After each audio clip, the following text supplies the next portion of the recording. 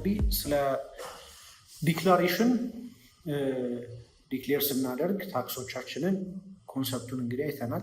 እንዴትም ካልኩሌት እንደሚደረግ አይተናል።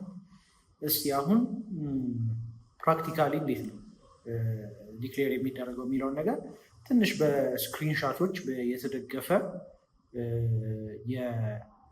ከገቢዎች ሚኒስቴር ከኢታክስ ፖርታል የተወሰደ ስክሪንሻትን ተጠቅመን ስቴፕ ባይ ስቴፑ እንዴት እንደሆነ አንድ ባንድ ነው። ምንድነው አሁን ከረንትሊ አሁን ባለንበት አንዳንድ የአዲስ አበባ ገቢዎች እንትኖች ታክስ ሴንተሮች በክፍለ ከተማ ደረጃ አነስተኛ ማለት ነው ኦንላይን እየጀመሩ ነው። ስለዚህ የኦንላይን አክሰሱ በፊት እንግዲህ ለፒኤልሲ ብቻ ነበረ።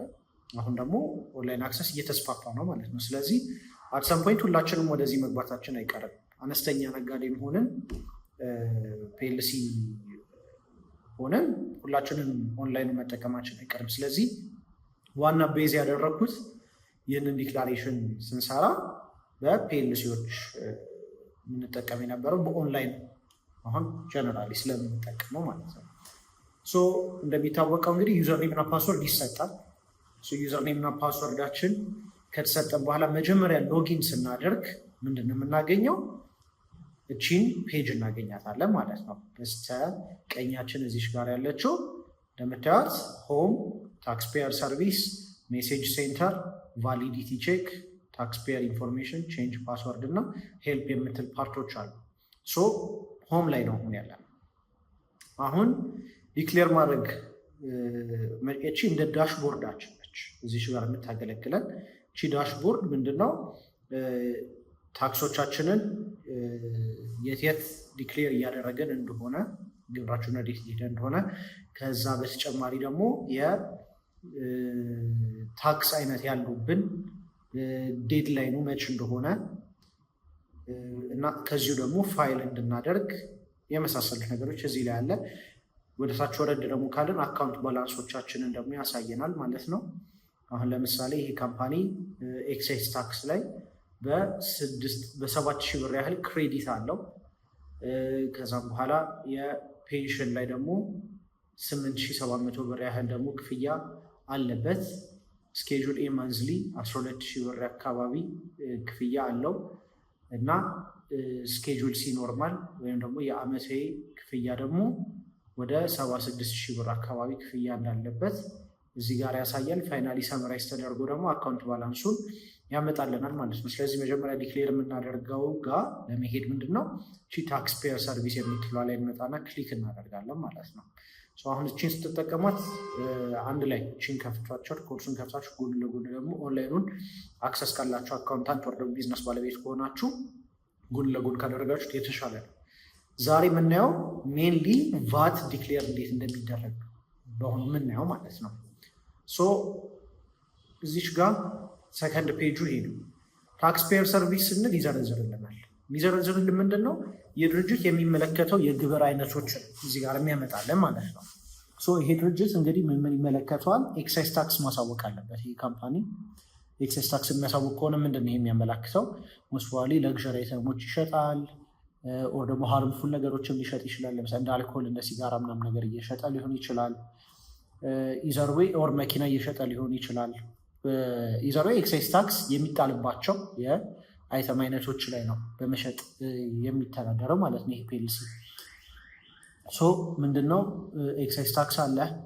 ፕራይቬት ኢምፕሎይ ፔንሽን ኮንትሪቢዩሽን ደግሞ የሚል አለ። ይሄ ምንድነው? የጡረታ ማለት ነው። ከዛ እዚሽ ጋር ደግሞ ስኬጁል ኤ መንዝሊ የምትላለች ዊች ኢዝ የካምፓኒው ኢንካም ታክስ ፔመንት ማለት ነው። ኢንካም ታክስ ማለት የስራ ግብር ከሰራተኞች ቆርጠን የምንከፍለው ማለት ነው።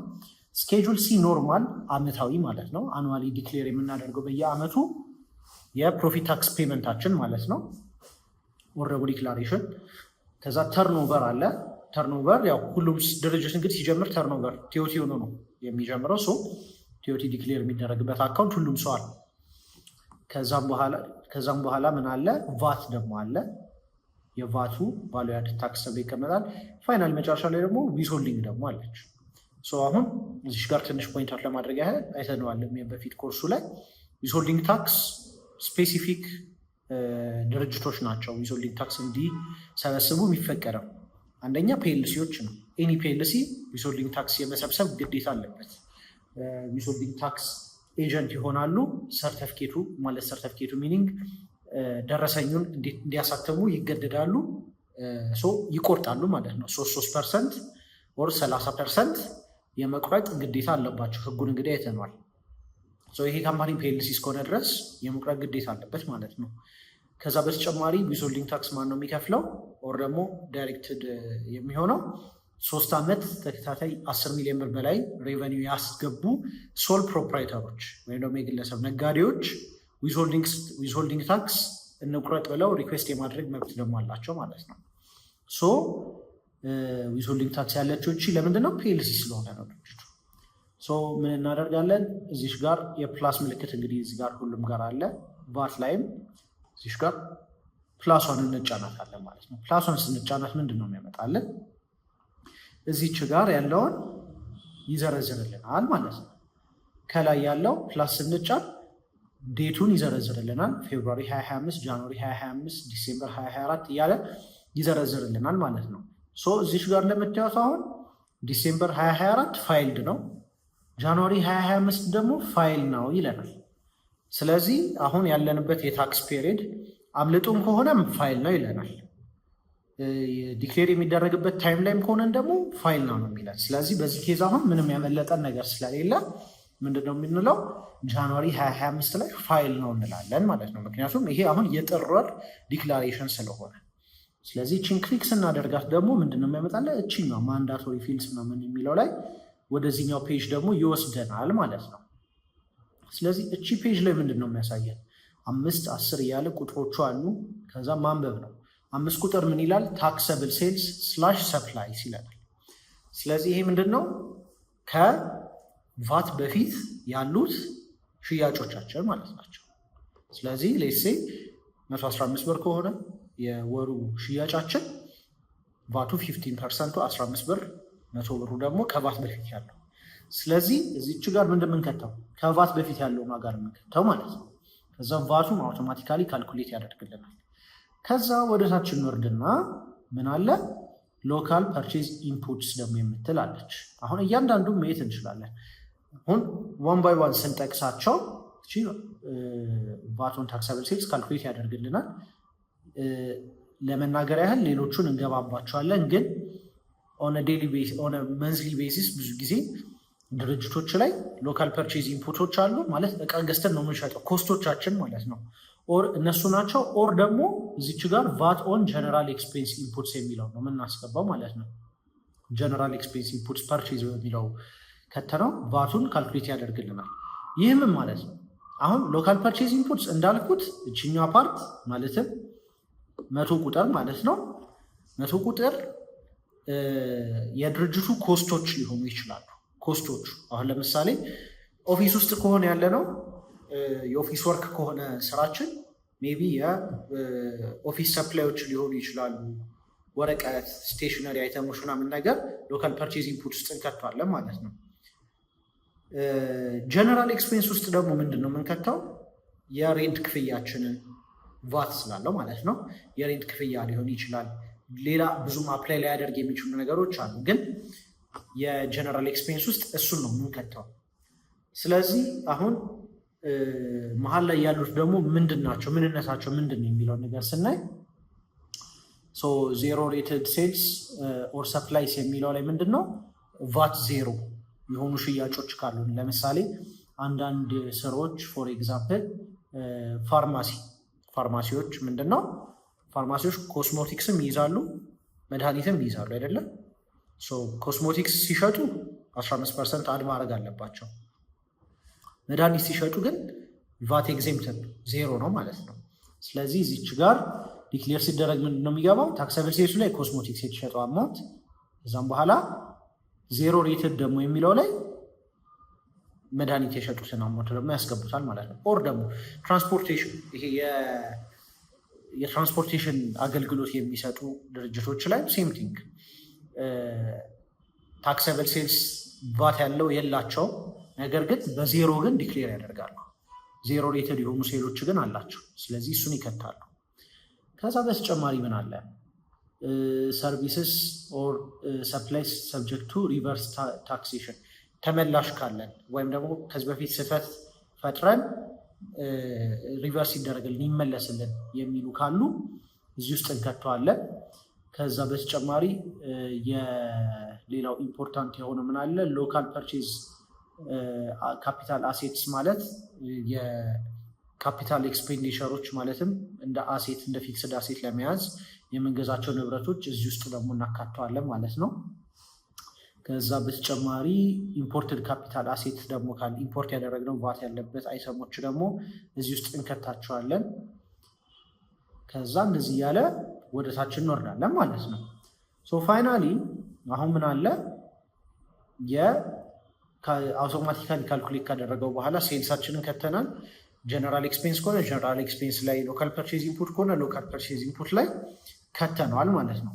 ፋይናሊ እዚች ጋር አውቶማቲካል ካልኩሌት አድርጎ አማውንት ቱ ቢ ፔዱን ያመጣልናል ማለት ነው። አሁን አማውንት ቱ ቢ ፔድ ከማምጣቱ በፊት ደግሞ ምንድን ያለው ተመላሽ ካለን ከፕሪቪየስ መንስ ወይም ደግሞ ክሬዲት ከነበረን እዚች ጋር ነው የምንከተው ማለት ነው። ክሬዲት ኬሪድ ፎርዋርድ ፍሮም ፕሪቪየስ መንዝ የሚለው ላይ እንከተዋለን ማለት ነው። እንደዛ ሲያደርግልን አማውንት ቱ ቢ ፔዱን ይቀንስልናል። ኦር ደግሞ ተመላሽ ሆኖ እየጨረስን ከሆነ ደግሞ ዋት ክሬዲት አቬይለብል ፎር ክሬዲት ኬሪ ፎርዋርድ ብሎ ውስጥ ይከተናል ማለት ነው። አሁን ሌትስ ሴይ ይሄ ኤግዛምፕል ተሞልቷል ይባል እያንዳንዱ ኢንፎርሜሽን ከገባ ምን ይመስላል የሚለውን ስናይ ታክሰብል ሴልሱ የዚህ ካምፓኒ 358,756 ብር ከ40 ሳንቲም እያለን ነው። ስለዚህ እቺን ከተትናት አይደለም አውቶማቲካሊ 53,813 ከ46 ሳንቲም ካልኩሌት ያደርግልናል ማለት ነው። ከዛ ቶታሉን ራሱ አውቶማቲካሊ እዚህ ላይ ያመጣልናል። ከዛ እኛ ደግሞ ወጪያችንን ደግሞ እዚህ ላይ እንከታለን ማለት ነው። ደረሰኞቻችንን እያንዳንዱን መዘግባለን። በምናስቀምጥላችሁ ኤክሴል ቴምፕሌት መሰረት ብቻ ነው መመራት ያለባችሁ። ያቺ ኤክሴል ቴምፕሌት መሀል ላይ የሚገቡትን ፓርቶች እያንዳንዱን ስለሚያሳያችሁ ሪድሚውን በመከተል እና ደግሞ ስቴፕ ባይ ስቴፑን በመከተል ኤክሴል ቴምፕሌቱን ተጠቀሙት ቫት ዲክሌር ስታደርጉ ማለት። ከዛ ይሄንን ኤግዛክትሊ አድርጎ ያወጣላችኋል። ትክክለኛውን ቫት ዲክሌር ማድረግ ትችላላችሁ ማለት ነው። ሶ ሎካል ፐርቼዝ ኢንፑትስ ላይ እንደዛው እናስገባለን ማለት ነው። ሎካል ፐርቼዝ ኢንፑትስ ላይ ከታክስ በፊት ያለውን እንከታለን። ታክሱን ካልኩሌት ያደርግልናል ማለት ነው። ከዛ ቫቶን ጀነራል ኤክስፔንስ የለውም። ስለዚህ ቶታል ነን ካፒታል ኢንፑትስ እዚህ ጋር ብሎ ያመጣልናል።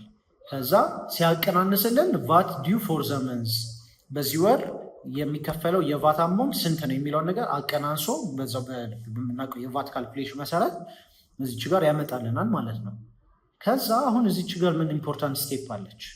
ክሬዲት ኬሪድ ፎርዋርድ ፍሮም ፕሪቪየስ መንዝ ስንት ነው? 68,000 ብር 417 ከ77 ሳንቲም አለው።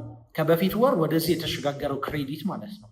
ስለዚህ 40,000 ብር ልንከፍል ነበረ፣ ግን 68,000 ብር ክሬዲት ነበረ። ስለዚህ አሁን ምንከፍለው ክፍያ የለም። አማውንት ቱ ቢ ፔድ ዜሮ ነው።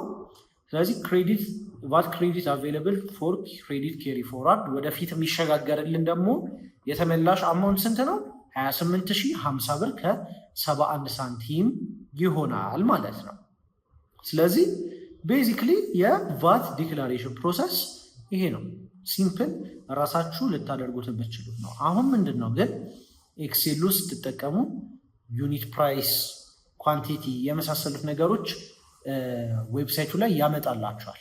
ስለዚህ እሱን እንድታስገቡ ደግሞ ሪድሚው በመከተል ኤክሴል ቴምፕሌቱን ዳውንሎድ በማድረግ እያንዳንዱን ስቴፖች ተከትላችሁ ትክክለኛ የቫት ዲክላሬሽናችሁን ማድረግ ትችላላችሁ ማለት ነው። ቫት ይህንን ይመስላል።